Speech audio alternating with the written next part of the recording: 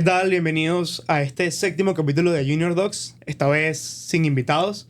Estamos de nuevo a las raíces, por acá solos. El origen. El origen, bueno, de nuevo dispuestos a debatir y presentarles a ustedes estudios que innoven y nos lleven a mejorar las prácticas del día a día. ¿Qué tal, Ignacio? ¿Cómo estás? ¿Cómo estás, José? Por aquí, feliz otra vez para grabar un poco sobre medicina con algo de evidencia Con algo de con evidencia. bastante evidencia. Bueno, primero que nada, darle las gracias a nuestros patrocinantes, Despachos Médicos, 39 años en la venta de material médico quirúrgico de la más alta calidad y gama. Son unos cracks totales. ¿Cómo estás, José? Cuéntame, ¿cómo ha estado estos últimos meses? Nos queda nada para terminar la Nada. rural y me gustaría que antes de que abarcáramos los tópicos del capítulo, hiciéramos un poco de reflexión sobre cómo éramos al Al principio, principio, cómo fue a la mitad y cómo es ahorita terminando. Porque siento que por lo que hemos hablado fuera de cámaras, hemos cambiado mucho y hemos muchísimo. aprendido muchísimo también. Sí, bueno, yo creo que de parte confirmamos un poco lo que habíamos debatido al principio cuando comenzamos. Me acuerdo que el primer capítulo mencionamos que una de las limitantes que teníamos como formación era que éramos médicos muy de emergencia, muy de atender al paciente que llegaba al área de emergencia con diferentes patologías, en área de cirugía, interna, pediatría, pero más emergencia que consulta. Creo que este año nos ha llevado a desarrollar ese lado de la consulta diaria, que es un enfoque totalmente diferente del Claro. paciente, y a desarrollar esa parte que es bien importante en el día a día. Y bueno, también tener un contacto con estas poblaciones, estos mitos que día a día nos sorprenden, que en cada día de consulta nos van sorprendiendo los mitos que van apareciendo y creencias que están bien instauradas en la población e incluso en la práctica médica, que a veces no tienen ningún tipo de evidencia y que lo hemos venido revisando y que motiva nuestras investigaciones en los diferentes capítulos. Yo creo que una de las cosas con las que más me quedo de este año es la vulnerabilidad que tiene la población por desinformación, Total. por inclusive desinformación que proviene de los mismos médicos. Y la única forma de combatir esto es con espacios como este y tomarnos el tiempo durante las consultas de cómo quitar y educar de forma práctica, de forma dinámica a estas personas sobre, mira, realmente esto no te va a beneficiar. Sí. Esto realmente no tiene una evidencia lo suficientemente fuerte para yo recomendártelo. Lo que sí te puedo recomendar es esto, que sí tiene un estudio que demostró que es mejor que un placebo o es mejor que cualquier otra cosa para el problema que Claro. tienes. Yo creo que también es un poco dar el enfoque de que la universidad y la formación te forman del punto de vista médico y académico, y este año de rural te forma o te forja como profesional de cómo es Y tu como ser conducta con la humano. consulta, totalmente. El abordaje, la empatía, cómo llevar situaciones que son negativas desde el punto de vista emocional, tanto para nosotros como para el paciente sobre todo, y cómo llevar a cabo esa relación médico-paciente en los límites negativos de la relación médico-paciente, cuando las cosas salen bien y cuando las cosas también no salen tan bien. Sí, y creo que de este año también me quedo con que la universidad nunca va a abarcar todo lo que necesitas para poder estar al tu máximo nivel Sí, para una persona, para un paciente. Pero siempre puedes dar tú como estudiante, como futuro médico, un mejor rendimiento entrenándote más, estudiando más por tu cuenta, haciendo cursos o actividades sí, la académicas fuera de la educación médica universidad continua. y utilizando tu tiempo para que el día de mañana la única persona que se va a ver beneficiada, apartando de ti, que vas a ser un mejor profesional, va a ser un paciente. Claro. No, y que bueno, también es el hecho de que hemos reforzado aquí capítulo tras capítulo, o sea, no ser conformistas, Claro. buscar con espacios como este lo que buscamos finalmente es generar ese pensamiento crítico de por qué estamos haciendo esto realmente está validado, no caer en la repetición Claro. de la práctica médica, que al final es la inercia, sino dudar de todo, verificar que esas medidas que estamos aplicando realmente sigan siendo las más efectivas para eso que estamos haciendo. Un poco de No utilizar multivitamínicos endovenosos, por por ejemplo. ejemplo. Y otra serie de cosas que también comentaremos el día de hoy, Claro. que seguiremos Sí. comentando en los siguientes capítulos, que son bien importantes. Hablando de mitos, me gustaría que comenzáramos el capítulo de hoy o con uno de los retos que siento que ambos nos ha tocado durante este año sobre cómo explicarle a la población, a ese papá, a esa mamá o inclusive a ese adulto Sí, que sufre de una infección respiratoria alta y presenta tos, una tos aguda, una tos que tiene una duración de menos de 3 semanas. Ahora bien, ¿cuál es la evidencia o qué sabemos desde hace ya más de 22 años sobre el uso inadecuado o sin evidencia de los jarabes para la tos. Hice una revisión un poco extensa sobre qué es lo que se debería hacer y qué es lo que recomiendan no hacer. Ok. Lo voy a comenzar a enumerar desde lo más viejo, desde el artículo más antiguo, Ok. hasta el más Sí, bueno, reciente. que eso realmente es una de las banderas en este tema. Claro. Que no es algo nuevo. Exacto. O sea, tiene mucha Más de evidencia 2 desde hace décadas. mucho tiempo. Pero bueno. Y lo más lamentable es que muchas veces te consigues con que, bueno, el paciente no tiene por qué saberlo. El paciente no tiene ningún tipo de responsabilidad en esto. Pero llega algún paciente que te dice, doctor, pero a mí algún médico alguna vez me mandó un jarabe para la tos. Entonces ahí es donde tú estás en una disyuntiva de, ok, ahora necesito luchar contra lo que hicieron y contra este pensamiento que está bien arraigado y que necesita cambiar. Veamos la evidencia. Ok, bueno, son 4 estudios. Okay. Los primeros 2 son del British Medical Journal, ambos en el 2002. Mi revista favorita. Exacto, estamos hablando de hace 22 años. Ajá. Ambas fueron 2 revisiones sistemáticas. La primera revisó 15 estudios y una población de 2.100 individuos, mayores todos de 16 años. Estas personas presentaban como síntoma cardinal una tos aguda menor a 3 semanas por una infección respiratoria alta. Perfecto. Por un virus. ¿Ok? ¿Qué se demostró, qué se buscó comparar? El uso de medicamentos o jarabes para la tos over the counter, o sea que no necesitaban prescripción, Ok. como el dextrometorfano, la guaifenesin y la codeína. Ok. Y se buscó comparar con placebo a ver si había una reducción al usarlos de frecuencia o de intensidad de la tos. Ok. Se dieron cuenta, después de revisar estos 15 estudios, que no había diferencia estadísticamente significativa con placebo. Placebo. Ok. El segundo, igual del British en ese año. Ok. En esta vez se buscó una población de pacientes pediátricos menores a 16 años. ¿Ok? Con una tos aguda, igual, menor a 3 semanas, igual por infecciones respiratorias altas. Igual, los mismos estudios, los mismos tipos de jarabes, solamente que esta vez se buscó utilizar jarabes combinados con antihistamínicos. Ok. Y placebo. Nada. No había diferencia estadísticamente significativa. Placebo. Placebo. Ok. Ahora bien, los últimos 2 estudios. La Academia Americana de Pediatría en el 2016 sacó un reporte clínico que titula Tiempo de decirle no a la codeína. La codeína es una prodroga que se metaboliza y se transforma en morfina y se ha utilizado como analgésico y como antitussígeno.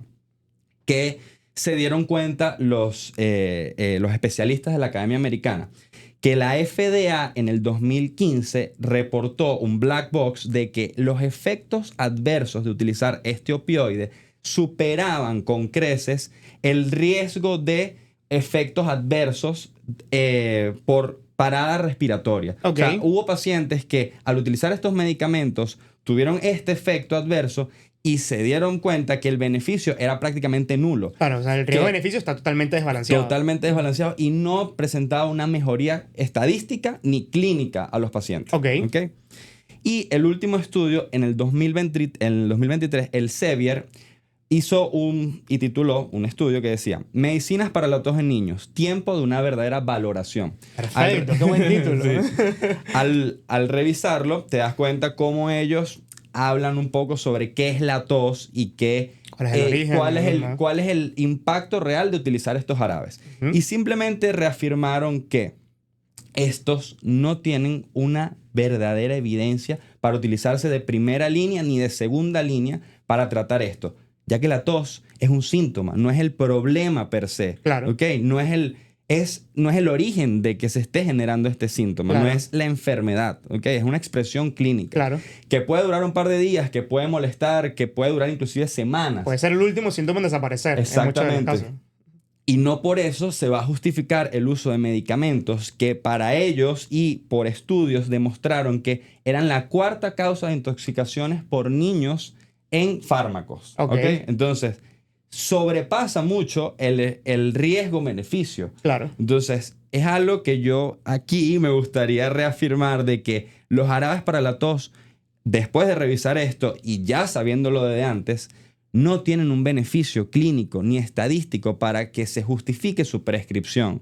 Y lo que se debe concientizar y generar una educación es que la tos no es más que una respuesta del cuerpo ante un irritante o una infección o algún tipo de enfermedad. Te está expresando que hay un problema, pero no significa que tú tengas que modificar este síntoma con jarabes que no tengan realmente manejo un beneficio. sintomático, o sea, no estás tratando la causa. Y creo que en este punto es importante destacar que, si bien estamos hablando de los jarabes por la tos, estamos destacando que su uso indiscriminado. Siempre va a haber condiciones de las que sí se deben usar, pero el problema es que el uso indiscriminado que se da para cualquier patología sin ningún tipo de control, y sobre todo en pacientes pediátricos de edades bien primera edad, en las cuales los efectos adversos son mucho más frecuentes que en pacientes adultos. En un paciente adulto, de repente, el efecto adverso no es tan frecuente y el beneficio tampoco lo es, pero no hay un desbalance tan importante. En pediátricos, como lo acabas de mencionar, el efecto adverso es mucho para el beneficio que no va a ser tan importante. O sea, se reportaron paradas cardiorrespiratorias y se reportaron intoxicaciones por sobredosis, o inclusive hay pacientes con el uso de la codeína que son hipersensibles a metabolizarla y generar altas concentraciones de morfina y hacer parada, intoxicación por opioides. Bueno, en este caso también sería importante ver la opinión de los pediatras en este tema, ver Nos gustaría involucrarlos, neumonólogos, pediátricos. A hablar de todos estos temas. Y bueno, aprovechando eso, te traigo otro tema pediátrico. Bueno, tiene que ver con el tema pediátrico, pero al final es una reflexión para la vida adulta también. De un estudio que se publicó hace poco en la revista Science, que buscó evaluar cuál era la relación entre el aporte dietético restringido de azúcar durante los primeros 1000 días de vida y el riesgo de desarrollar enfermedades crónicas como diabetes e hipertensión en la edad adulta. Entonces, ¿ellos qué hicieron? Los investigadores básicamente aprovecharon el cambio que se dio en el consumo promedio de azúcares por persona en el Reino Unido durante la restricción o el racionamiento de azúcares que se dio posterior a la Segunda Guerra Mundial. ¿Ok? En este caso, ¿qué hicieron? Durante la restricción, el consumo promedio por adulto fue de 40 gramos día, a lo que se ajusta a las indicaciones dietéticas de hoy día. Luego que se levantó la restricción, ese consumo se duplicó y llegó a ser de 80 gramos día por cada persona adulta. Entonces, ¿qué hicieron? Ellos aprovecharon ese cambio en el consumo promedio para hacer una revisión del historial médico de los pacientes que fueron concebidos 1000 días antes del levantamiento de la restricción, o sea, durante todavía la restricción, y 1000 días después del levantamiento de la misma. Y revisaron cuál era la incidencia de diabetes e hipertensión en estos pacientes. ¿Qué se consiguieron? 35% menos de riesgo de diabetes durante el periodo de restricción y 20% menos de riesgo de hipertensión arterial en la edad adulta. Y además, cuando se llegó a desarrollar, la diabetes se desarrolló 4 años más tarde y la hipertensión 2 años más tarde. Es decir, no solamente disminuyó el riesgo, sino que además comenzó más tardíamente. Es decir, esto es un estudio que se tiene que replicar, obviamente con estudios más actuales, con los estados nutricionales actuales que han modificado mucho desde esta época, pero es una señal de algo que siempre hemos reforzado y que los pediatras siempre nos dicen, que es el hecho de que los hábitos creados durante estos primeros 1000 días o durante la edad pediátrica, durante estos primeros pasos del niño, del paciente pediátrico, van a ser una huella imborrable en los hábitos y el desarrollo de enfermedades crónicas en el paciente adulto. Entonces, esto es un reflejo de algo de eso que sería bueno discutirlo con pediatras y ver hasta dónde puede llegar el alcance de estos estudios, pero me pareció interesante cómo debemos concientizar que a veces decimos, bueno, no, esto no le va a pasar nada por darle esto a los 6 meses o por yo inventar dar algo que no le toca al año y medio, y vemos cómo estas ingestas inadecuadas de alimentos y de hábitos en general en esos primeros años de vida marcan totalmente la vida adulta de ese paciente. Entonces, momento de darle caso a los pediatras y hacer caso a sus indicaciones. Sí, además creo que estamos en un punto en el tiempo donde los hábitos tienen que ser... tenemos que, como médicos, comenzar las consultas y inclusive antes de comenzar a hablar sobre el problema que trae al paciente es preguntarle, reforzar cuáles son estas medidas de hábitos psicosociales y psicobiológicos que pueden realmente repercutir en la vida del paciente, porque va a cambiar totalmente desde, como muy bien lo estás diciendo tú, estos pequeños pacientes o un adulto mayor que todavía puede tener un beneficio y que nunca es tarde para generar un cambio que va a tener simplemente un beneficio. Y que en este caso estamos hablando de lo que debería ser nuestro objetivo como médicos, que es prevenir. O sea, si logramos disminuir el riesgo de que esta paciente en su edad adulta desarrolle enfermedad crónica, es un paciente menos que va a llegar a la diabetes, un paciente menos que va a llegar a la hipertensión y por tanto va a tener una mayor longevidad, una mayor calidad de vida en su edad adulta. Siento que estamos llegando tarde muchas veces. Totalmente, a la mayor parte de las enfermedades. Y al final lo ideal siempre sería generar estos espacios de medicina preventiva que pueda llevar a bajar los costos a los seguros y y al sistema de salud en sí, y repercutir en que haya menos enfermos a partir de estos cambios. Claro, que nuestro enfoque debería ser cada vez más la prevención. Lograr evitar que el paciente enferme, no tratarlo cuando ya se enfermó. Ahorita que acabas de comentar esto de los 1000 días, me gustaría que antes de entrar en un tópico referido a los estudiantes, me gustaría que habláramos un poco sobre obesidad. Y tiene relación directa con lo que acabas de hablar. ¿Y por qué con obesidad? Primero, la obesidad es una pandemia. La obesidad es un problema de salud pública y desencadena las principales causas de muerte en el mundo: enfermedad coronaria, ataque cerebrovascular, diabetes, enfermedades osteoarticulares, inclusive aumenta el riesgo de enfermedades psiquiátricas y hospitalizaciones por enfermedades respiratorias. Entonces, ¿por qué creo que es tan importante reforzar el impacto tan negativo en la sociedad por este problema? Primero, porque todos debemos entrenarnos para saber cuáles son las terapéuticas que realmente tienen un impacto en cambiar este estado. Y que de paso en los últimos años han mejorado muchísimo. Han surgido nuevas alternativas y que nuestro deber es estar actualizados sobre ello. Exactamente. Entonces, ¿qué es lo principal?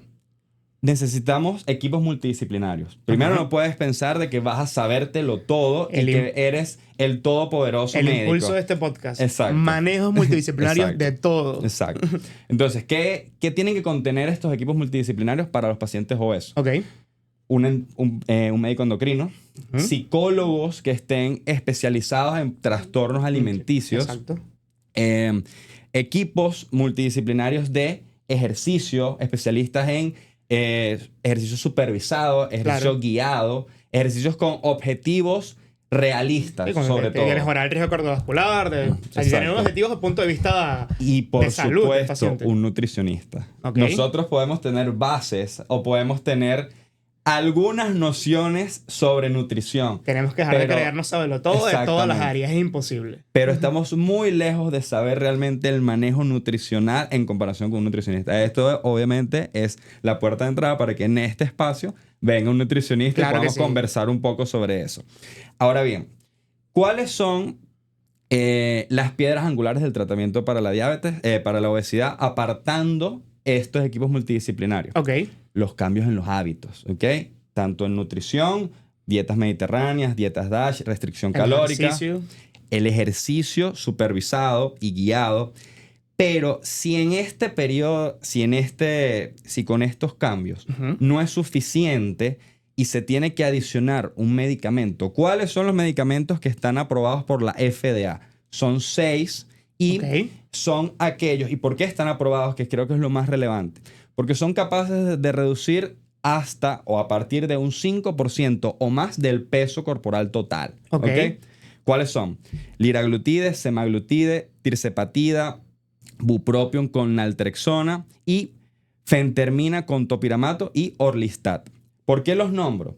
Porque básicamente lo que quiero hablar ahora sobre es si la metformina realmente sirve para bajar de peso. La metformina es una biguanida. Es un medicamento que está aprobado por la FDA para el tratamiento de la diabetes tipo 2, tanto en adolescentes como en adultos. Se utiliza off-label o fuera de la indicación de la FDA para la prediabetes. Indicado incluso dentro de esquemas de la ADA. Exacto. Y para resistencia a la insulina en síndromes como el ovario poliquístico. Entonces, ¿por qué traigo esta duda o este tópico a la mesa?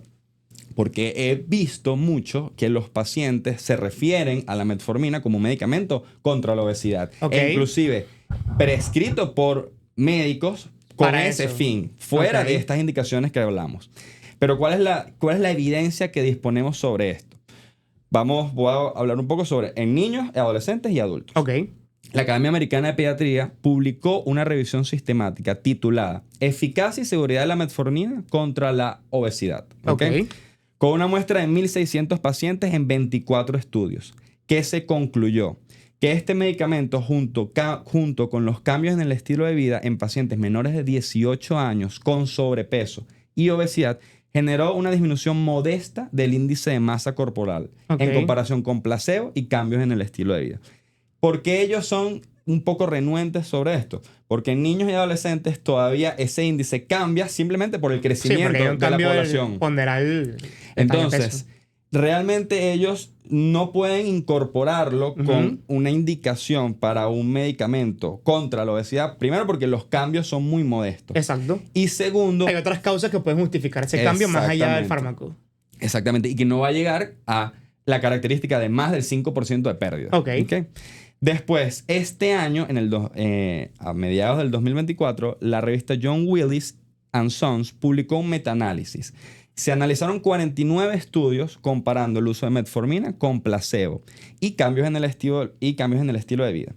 Y además, metformina comparada con Orlistat, que es uno de los medicamentos aprobados por la FDA para esto. Concluyendo que si bien la metformina pudo generar cambios en los adultos con sobrepeso y obesidad ligeros o discretos del índice de masa corporal, no llegaba al 5% y por lo tanto no se podía incluir como una droga anti-obesidad. Sí, claro, para mejorar el pérdida de peso. Entonces, ¿qué es lo que yo creo que es importante en este punto? Que como médicos tenemos que tener conciencia de que este medicamento no va a llegar a un objetivo. Es un efecto secundario del fármaco, pero no venderlo como la solución al problema. Exacto. Primero tenemos que hacer hincapié y énfasis en estos equipos multidisciplinarios para los cambios en los hábitos. Y si con eso no es suficiente, incorporar estos medicamentos que sí están aprobados y que inclusive no lo mencioné, pero existen cuando la obesidad es grado 2 o grado 3 con ciertas comorbilidades, el uso de cirugía bariátrica, el uso de procedimientos endoscópicos. Con sus criterios. Con sus criterios y que otra vez entramos a la palestra de invitar a un cirujano bariátrico para ver qué nos puede contar o sí, desde el punto de vista de un experto en el tema. Al final es lo que necesitamos. Sobre esto. Pero bueno, me parece bien interesante que no sepamos diferenciar que la metformina tiene sus indicaciones bien formales y que el hecho de que modifique la sensibilidad a la insulina pudiera llevar a que se genere una pérdida de peso, pero no es una droga antiobesidad. Vamos a resumirlo, que es un efecto demostrado que sucede, pero que no llega a tener un efecto necesario para darle un aporte o beneficio en la pérdida de peso a ese paciente. Y sobre todo que estas drogas, por ejemplo, la semaglutida o el tirzepatide, son medicamentos que si bien no tenemos tan a la disposición por la parte económica y que son medicamentos muy nuevos. Entonces siempre va a tener su barrera de pero lo más importante es que disminuyen el riesgo cardiovascular, que la metformina no lo reduce. Que por cierto, tenemos pendiente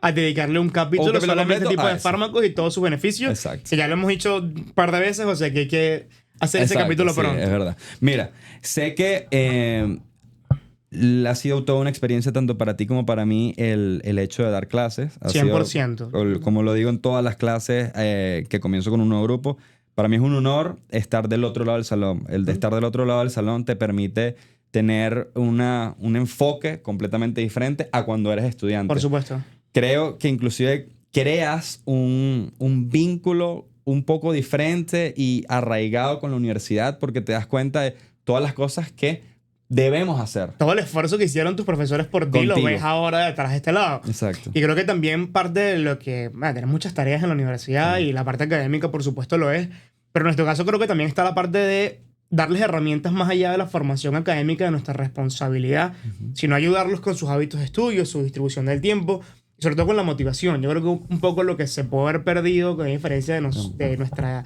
generación, que tampoco somos tan... acabamos de graduar, pero que sí damos a años de básica, o sea, primero y segundo año, en mi caso soy segundo, tú eres tercero, que son iniciales, que es que se mantengan motivados. Al final es un poco darles ese amor por la medicina, ese amor por la investigación, que sepan que hay una aplicación de eso que están estudiando. Mantenerlos motivados también es importante.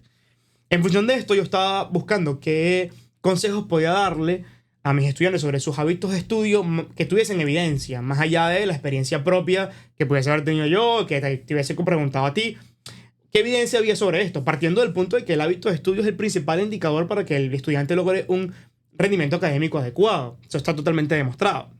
Y para esto me encontré con un estudio en mi búsqueda que se fue publicado en el año 2021 que titula Hábitos de estudio en estudiantes de medicina altamente efectivos. ¿Qué hicieron? Un grupo de investigadores. Ellos lo que hicieron fue un estudio observacional, donde evaluaron 6 facultades de medicina en Arabia Saudí. Lo que hicieron fue que los estudiantes se inscribieron de forma voluntaria. Fueron alrededor de 600 estudiantes que se inscribieron de forma voluntaria y se les hizo un seguimiento entre septiembre y diciembre del año 2019. En ese periodo ellos llenaron una encuesta, ¿ok? Donde hablaban de hábitos de estudio, frecuencia de estudio, tiempo de estudio, ya vamos a ir debatiéndolo, ¿ok? De forma autoevaluada. Ellos daban su información y luego se evaluó estas respuestas en función del rendimiento académico que tenían estos estudiantes. Y de ahí derivan cuáles son los 10 mejores hábitos de estudio de estos estudiantes que tenían un buen rendimiento. Creo que lo vayamos comentando como parte de un aporte que le podamos dar a los estudiantes de medicina que nos vean para ver cuáles aplican y qué comentamos nosotros sobre esto. Hubiese sido bueno tenerlo para cuando iniciamos la carrera. Vamos a ver cuál es esto aplicado. Okay. Yo le hice una revisión, vamos a irlo discutiendo. Okay. En primer lugar, ellos hablan de administrar su tiempo de forma efectiva. Es una de las principales cualidades de estos estudiantes. ¿Qué hablaban de esto? En primero, evitar posibles interrupciones frecuentes, como amigos, familia y el teléfono sobre todo. Yo aquí quiero hacer una pausa. Okay. Porque me parece que es un objetivo un poco negativo. Okay. Porque no podemos aislarnos socialmente tampoco para lograr un éxito académico. Al 100% es un poco difícil. Hemos hablado de eso. Hemos hablado de que no solamente somos seres intelectuales que estudian, sino que además somos seres sociales y que tiene que haber un equilibrio porque si no caemos en el ahora y todas estas cosas que ya hemos comentado. El teléfono es una barrera. Yo por lo menos sí lo he hecho siempre. Cuando voy a estudiar, eliminaba el teléfono para no tener esa distracción constante que sobre todo está súper diseñada para eso. Pónganlo en modo lunita, es lo mejor. Tal cual. Entonces, el siguiente fue el tiempo de estudio. Se dieron cuenta que aquellos que tenían como mayor rendimiento académico eran aquellos que estudiaban entre 3 y 4 horas diarias, por encima de aquellos que estudiaban durante todo el día o que solamente estudiaban 1 hora antes de dormir. Entonces, yo aquí quiero hacer un refuerzo. Por mi parte, creo que aplicaba esto de 4 horas según las necesidades. Hay veces que era necesario un poco más, hay veces que no hacía falta y hacías un poco menos, pero esas 3 o 4 horas creo que te permiten estudiar lo suficiente como para descansar la mente y poder abordar un siguiente tema de forma efectiva. Yo creo que es bien importante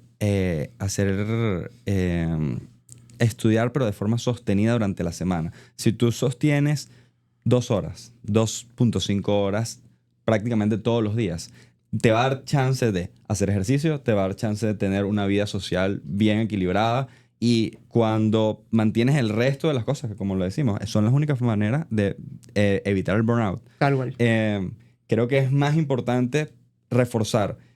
Háganlo prácticamente todo el tiempo que puedan en periodos de 2, 3 horas, bueno, 4, más que un día completo de 8 horas. Perfecto. Eso es realmente poco efectivo, poco práctico y realmente a largo plazo no es sostenible. Siguiente punto. Sobre la utilización del tiempo. Se encontró mejor resultado en aquellos que establecían objetivos para hacer tareas principales y tareas secundarias. Yo creo que eso es algo que es bastante útil, el hecho de que tú abordes la temática de exámenes, que al final es el método de evaluación más frecuente a nivel mundial, abordar los exámenes que están primero, darle una mayor prioridad en esas 3 o 4 horas e ir abarcando poco a poco con periodos de 30 minutos, 40 minutos a darle lecturas a las clases que están con evaluaciones más lejanas. ¿Okay? Eso fue lo que hicieron. Siguiente punto. Sobre cuáles fueron los métodos de estudio aplicados por estos estudiantes. En primer lugar, se observó mejores resultados de aquellos estudiantes que estudiaban solos versus los que estudiaban en grupos. Para retener la información médica, estudiar solo está demostrado que tiene un mejor rendimiento. No digo que sea para todas las personas, si habrá personas que tengan un mejor rendimiento en grupo. Necesitan un compañero. En mi caso, yo creo que tenía mejor rendimiento cuando estudiaba solo que estudiar en grupo. Yo realmente estudiaba en grupo cuando la materia me complicaba muchísimo, como si fuese un estudiante tuyo de bioquímica. Ahí vamos con el otro punto. El siguiente punto es que tienen mejor rendimiento aquellos que aplican métodos de enseñanza a sus pares. Es decir, aquellos que estudian solos y adquieren el conocimiento y luego lo explican a un par, lograban tener un mejor rendimiento académico. Esto que hemos hablado, cuando tú enseñas, refuerzas tus conocimientos al 1000%. Aprendes 2 veces. Entonces, claro, esto generó un mayor rendimiento en estos estudiantes. Tercero, aprenden de múltiples fuentes. Y esto es algo que quiero reforzar aquí. Utilizaban libros de literatura tradicional, podcasts, videos, utilizaban información médica que conseguían con las entrevistas con los profesores, las notas que utilizaban, o sea, daban un abordaje a toda esta información y luego lograban condensarla. Segundo, mientras no tienen exámenes cerca, utilizaban las diapositivas para estudiar, ¿ok? Como método de guía principal. Y cuando se acercaba ya el examen, utilizaban las diapositivas, las notas tomadas durante la clase y además utilizaban preguntas de exámenes pasados para reforzar y evaluar sus conocimientos. ellos tenían un mejor rendimiento que aquellos que no aplicaban estas medidas. A mí me gustaría incorporar a eso, utilizar casos clínicos. ¿Por qué? Por supuesto. Porque es vital que cuando tú estés estudiando algo, lo puedas graficar en tu mente como un paciente. Es la única forma que el día de mañana tú puedas decir, esto lo estudié para esto realmente, para que el día de mañana tengas a la persona enfrente y lo puedas identificar, lo puedas diagnosticar a tiempo y por lo tanto lo puedas tratar. Creo que es un mensaje importante. El conocimiento no se queda en el papel y en la nota, sino en poder traducir ese conocimiento, en traducirlo clínicamente en el manejo del paciente, que es nuestro objetivo. El último tema que se tocó con ellos fue la motivación. Y la motivación de los estudiantes que tuvieron un mejor rendimiento académico fue la autorrealización y cumplir con los deseos o los sueños de sus familiares. Yo quiero hacer un paréntesis también porque me parece que la motivación tiene que venir de un punto de vista personal. Desde adentro. Más que cumplir satisfacciones de otras personas, pero me parece que la autorrealización es un motivo que te tiene que impulsar cada día a lograr mejores objetivos. Al final siempre, o lo ideal sería que siempre la familia sea un impulso, más no puede ser la gasolina. La gasolina tiene que venir de tú soñando con el médico que quieres ser. Sí, ahí hablamos de dos cosas, tanto de motivación, que creo que eso se puede acabar, pero también de disciplina, lo que mencionabas tú, de hacer todos los días un esfuerzo de mi tiempo de estudiar. Dura poco. La motivación a las 2 de la mañana o la motivación todos los días cuando tengas amigos que no estén estudiando medicina y estén saliendo, estén haciendo cualquier otra cosa, se acaba. Lo que queda es el hábito. Totalmente. Lo que queda es la voluntad de yo necesito estas 2.5 horas, 3 horas todos los días para poder llegar a mi sueño. Para muestra del podcast. Exacto. La motivación en los primeros capítulos puede durar poco, pero la disciplina está en hacerlo siempre y buscar esta información. Aquí es el momento de lanzarnos un poco con algo que me parece que tenemos que darnos algo de logro. Okay. Y es que en parte de esto traté de ubicar si habían estudios sobre cómo los podcasts pueden tener una influencia sobre la educación médica. Y en este punto, en el año 2022 se publicó un estudio que se llama Aprender a través de la escucha, que buscó evaluar qué alcance podían tener los podcasts sobre la educación médica, tanto de pregrado como de posgrado, como de educación médica continua. Esta fue una revisión sistemática en la cual se realizaron 62 estudios, evaluando cada uno de estos estudios mediante el método de evaluación de 4 niveles de Kirkpatrick. Este método de evaluación, yo tampoco sabía cuál era, lo revisé cuando vi el estudio, es un método de evaluación de métodos de enseñanza y aprendizaje. Es evaluar métodos o programas de enseñanza para ver cuál es su efectividad. Y se consta de 4 niveles. El primer nivel es el nivel de reacción. En ese nivel se dieron cuenta que las personas que consumían podcast tenían un nivel de satisfacción bastante alto con esto. Primero porque era portable. Su portabilidad, es decir, les permite tener educación médica mientras realizan otras tareas. Conducen, van en el metro, van en el autobús, están cocinando y están aprovechando el tiempo para ir generando conocimiento de un tema en específico. Segundo, que además de que era portable, es muy combinado de educación médica con entretenimiento, lo que les permitía y los motivaba a estudiar. Y además que era altamente eficaz. ¿Eficaz por qué? Porque resume en poco tiempo la información más importante sobre un tema y les permite luego abordar ese tema en una literatura o de forma más profunda, pero con un conocimiento previo del mismo que fue más fácil de digerir. ¿Ok? De hecho, el 92% de los miembros de uno de estos estudios afirmó que ver un podcast sobre un tema los motivó a iniciar y conseguir tiempo para estudiar sobre ese tema. Okay. Bueno, un poquito de flores para nosotros. ¿Te parece? ¿Lo has experimentado? ¿Lo utilizas tú? Antes de que nosotros generáramos esta ventana de aprendizaje, yo consumía mucho un podcast de Medscape en Spotify, que eran dos nefrólogos mexicanos que básicamente traían a conversaciones temas como enfermedad renal crónica, traían especialistas en otras áreas que ellos me parecía muy cómico porque muchos tópicos, siendo ellos médicos internistas y además ya teniendo subespecialidades y ejerciendo en otras partes del mundo, estos invitados, cuando hablaban sobre temas que ellos no manejaban de forma cotidiana, ellos simplemente expresaban como qué fue lo que ellos aprendieron durante la universidad, cuáles eran las guías, las indicaciones de ciertas cosas y cómo ha cambiado a un punto en el que ellos lo desconocen totalmente. Promover la humildad en ese sentido de que no somos sabelotodos de todo. Y eso me parece muy, muy importante porque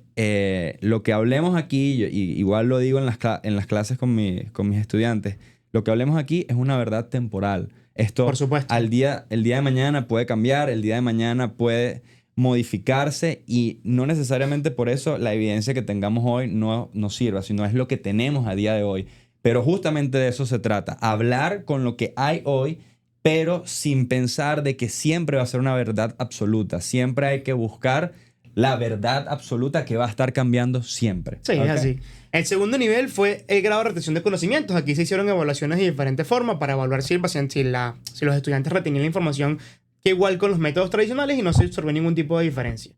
El tercer nivel es el cambio de comportamiento. Y en este punto se hizo un experimento con los estudiantes de medicina en los cuales se les pidió que hicieran la evaluación clínica de un paciente con un diagnóstico diferencial de dolor torácico agudo. A una parte del grupo se les dio un podcast sobre el tema y a la otra parte del grupo se le dieron solamente métodos tradicionales.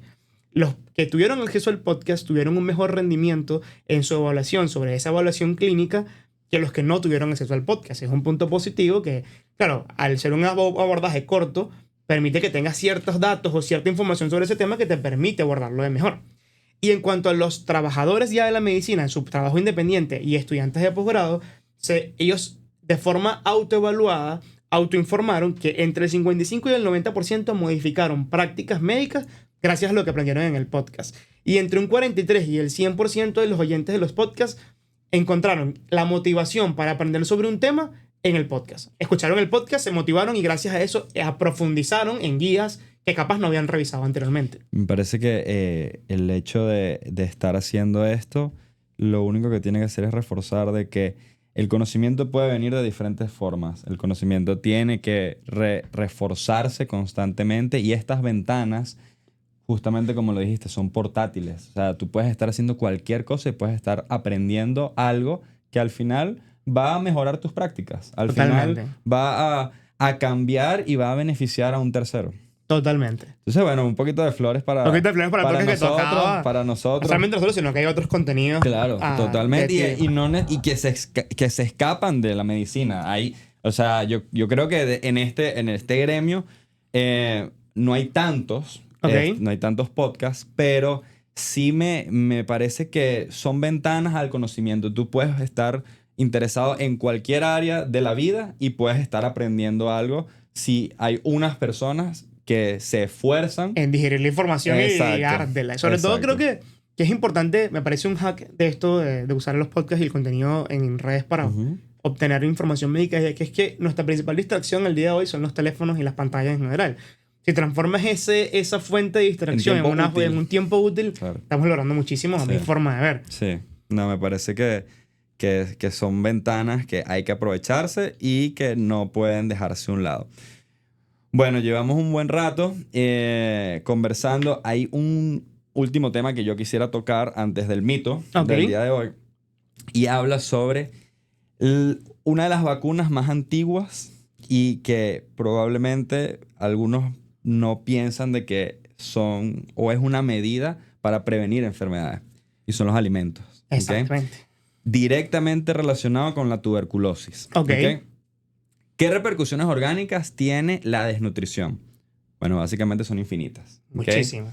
Desarrollo poco o nulo de capacidades funcionales o intelectuales, deterioro cognitivo, escasa productividad, pueden ser alguna de ellas.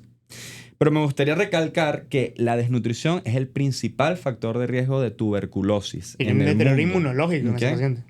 Por supuesto. Estadísticamente se traduce a 12 veces, si estás desnutrido o tienes bajo peso, tienes 12 veces más de padecer esta enfermedad, Ok. ¿ok? Que una persona que no esté desnutrida. La India es el país con mayor número de casos de tuberculosis en el mundo y está directamente relacionado con la altísima tasa de desnutrición que existe en la población de este país. La revista Lancet en el 2023 publicó un estudio donde se pudo evidenciar que intervenciones nutricionales con macro y micronutrientes, aquí sí entran, en personas desnutridas, pueden disminuir potencialmente el riesgo de tuberculosis. Ok. ¿Cómo se realizó este estudio o de qué se basó? Se realizó en la India, en la ciudad de Jharkhand, y evaluó a 10.300 individuos que estuvieron de bajo peso o en desnutrición. donde estos individuos tuvieron un contacto estrecho con alguna persona con tuberculosis. Ok. Diagnosticada de forma microbiológica. ¿Ok? Ok. Estaba confirmado el diagnóstico. ¿Qué fue lo que hicieron? Dividieron a estas personas en dos grupos. Un grupo donde se les otorgó una vez al mes y durante 6 meses una canasta de alimentos y una pastilla con micronutrientes. Ok. ¿Ok? Y al otro grupo no se le entregó esta canasta. Ok. Me parece súper importante recalcar que esta intervención le costó a esta revista hacerlo $13 mensual por Ok. persona. ¿Ok? O sea, era un costo bajísimo. Y que además demostró que por cada punto de índice de masa corporal que subía, disminuía hasta un 13% el riesgo de tuberculosis. Ok. Pero ¿cuál fue el dato macro? Lo más importante es que el grupo que se le administró la intervención, o sea, que se le entregó la canasta ¿De alimentos? de alimentos una vez al mes, tuvo una disminución del 39% de padecer tuberculosis en algún momento luego de este contacto. Perfecto. Entonces, es el primer estudio que se realiza con una intervención nutricional para este fin, para ver y comparar con placebo el riesgo de desarrollar tuberculosis. Y lo titulan la vacuna contra la tuberculosis, los alimentos. Entonces, si se incorporan o si entendemos el impacto que tiene la desnutrición en el desarrollo de enfermedades como esta, le vamos a dar mucho más hincapié a tratar problemas de salud pública como son la desnutrición o inclusive la obesidad. Totalmente. Entonces, bueno, me pareció muy interesante. Y bueno, aquí sí se pueden utilizar los micronutrientes. O sea, bueno, que realmente fue una de las indicaciones que mencionamos en el capítulo que hablaste de los multivitamínicos. Totalmente. Entonces, bueno, hemos conversado un buen rato y me gustaría que el día de hoy desmitifiquemos, como es de costumbre, algo bien particular como son en qué momento se toma o se deberían valorar el colesterol, el LDL, el HDL y los triglicéridos en un paciente. La pregunta podemos llevarla a, ¿es necesario el ayuno para un perfil lipídico? Perfecto. Y en este caso, esta fue la pregunta que se realizó la Sociedad Europea de Aterosclerosis y la Federación Europea de Química Clínica, ¿ok? En la cual en el año 2016 ellos se plantearon una premisa. Y es que si bien la mayor parte de la población ingiere 3 comidas diarias y entre las comidas algún bocadillo, alguna merienda. Es decir, que en 24 horas la mayor parte del día la pasamos en un estado postprandial. Es decir, que el promedio de valores de perfil lipídico, del colesterol, triglicéridos, que hay en 24 horas, predomina más el postprandial que el de ayuno en 24 horas. O sea que realmente la representación fiel de nuestros niveles en 24 horas sería más el estado postprandial. Entonces ellos partiendo de esa premisa dicen, ok, no hay evidencia que demuestre que la toma de la muestra en ayuno sea superior a la de en ausencia de ayuno para valorar el perfil lipídico con el riesgo cardiovascular, que es nuestro principal factor a evaluar una vez que tomamos el perfil lipídico. Entonces, no hay beneficio por ese lado. No se ha demostrado con evidencia. Por otro lado, tenemos que si hay un beneficio obvio en que el paciente pueda hacer su toma de perfil lipídico en cualquier momento, ya que si no requiere ayuno, no requiere una preparación previa para tomar la muestra y que la puede tomar en cualquier momento. Y al final lo que necesitamos es que el paciente tome su muestra, conozcamos su perfil lipídico para poder valorar su riesgo cardiovascular. O sea, si le facilitamos eso al paciente, es mucho más fácil que se realice el examen y por tanto podamos tomar medidas necesarias en él. Entonces, bueno, ellos partieron de ahí. Pero se preguntan entonces, ¿cuál es la influencia que puede tener la ingesta de alimentos en el perfil lipídico? Y en ese momento partimos de que un perfil lipídico estándar tiene colesterol total, LDL, HDL y triglicéridos. Después de ahí podemos hablar de la lipoproteína A, que hablaremos posteriormente de las 12 razones por las cuales hay que tomarlo aunque sea una vez en la vida. Eso, hay un estudio sobre eso, lo tocaremos más adelante. Pero bueno, comencemos con el colesterol LDL. Sabemos que ese puede ser medido de forma directa por el laboratorio o de forma indirecta por medio de fórmulas a partir del HDL, colesterol total y triglicéridos, siempre y cuando los triglicéridos estén por debajo de 400 miligramos de decilitro. Una de las limitantes que se consideran es que esta fórmula siempre ha sido utilizada con valores de perfil lipídico en ayuno.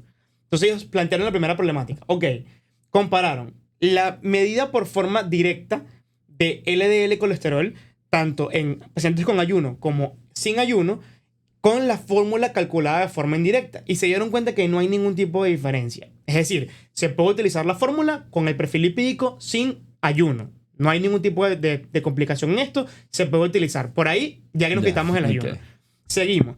Entonces, ¿cómo influye la ingesta de alimentos en que cambie el perfil lipídico? Y a eso lo evaluaron en un periodo de 1 a 6 horas posterior a la ingesta de alimentos, cómo se modificaba ese perfil lipídico en el paciente en esas 6 horas. Y se dieron cuenta que los cambios no eran clínicamente significativos en ninguno de los casos.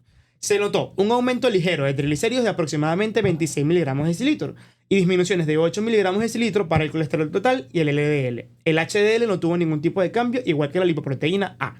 Sin embargo, ¿por qué se consideraron clínicamente insignificantes? Porque cuando este cambio se ajustó en función del estado de ingesta de líquidos del paciente, se dieron cuenta que estas modificaciones realmente provenían del cambio en el estado de hidratación y hemodilución, no tanto del consumo de alimentos. ¿Qué pasa? En el ayuno, el consumo de agua no está limitado. Por tanto, estos cambios también podían producirse en un paciente en ayuno. Claro, es un cambio que tenemos que tomar en cuenta, pero que no es específico del consumo de alimentos. O sea que por ahí, también descartado, no hace falta el ayuno. Por ahí dejaremos las imágenes en el podcast de las concentraciones séricas del perfil lipídico en función del tiempo para que las puedan observar. Entonces, si nos planteamos el punto de vista de cuál es la utilidad de un perfil lipídico, que es evaluar el riesgo cardiovascular, ellos quisieron evaluar cómo el perfil lipídico en ausencia de ayuno se relacionaba con determinar el riesgo cardiovascular de los pacientes. Evaluaron un estudio que incluyó 68 estudios y más de 300.000 pacientes, de los cuales de estos 68, 20 fueron realizados en ausencia de ayuno para relacionar el perfil lipídico con el riesgo de enfermedad coronaria. Y se dieron cuenta que no se atenuó la relación entre perfil lipídico elevado y riesgo coronario independientemente de que ese perfil lipídico fuese tomado en ausencia de ayuno. Es decir, es útil tomarlo sin ayuno. Puedes hacerlo. Totalmente. Entonces, eso es un consenso de expertos, es importante decirlo. Se basa en evidencia de múltiples estudios, de parámetros que han sido aplicados, por ejemplo, en Dinamarca, que han demostrado resultados efectivos, pero en la sociedad europea es un consenso de expertos. ¿Qué plantean ellos? Que para mejorar el cumplimiento del paciente con las tomas del perfil lipídico, para lograr conocer cuál es el perfil lipídico del paciente, en la gran mayoría de los casos le permitamos a estos pacientes que tomen su muestra en ausencia de ayuno. Y solamente en algunos casos, como por ejemplo triglicéridos por encima de 440, cuando la muestra fue tomada sin necesidad de ayuno, que el paciente haya iniciado medicamentos que causen hipertrigliceridemia grave, o que el paciente tenga alguna condición o algún examen que requiera el ayuno, y por tanto aproveches de tomarlo en ayuno, lo hagamos sin necesidad de ayuno, para que ese paciente tome su perfil lipídico y podamos valorar su riesgo cardiovascular. Hacerlo práctico y funcional para el Totalmente. paciente. Entonces, en conclusión, podemos utilizar la muestra de perfil lipídico sin ausencia de ayuno. Ellos que destacan como importante, que si lo vamos a hacer así, los laboratorios tienen que colaborar en el hecho de colocar valores de referencia dirigidos a muestras sin ayuno. Y para esto los estudios actualmente no presentan ningún cambio de valores de referencia, excepto en el de los triglicéridos, donde sí, hace un estudio realizado este mismo año, 2024, modificó para las muestras tomadas en ausencia de ayuno el valor de referencia del triglicérido hasta 175 miligramos de decilitro. Es la única variación. Del resto, podemos usar los mismos parámetros determinados en muestras de ayuno.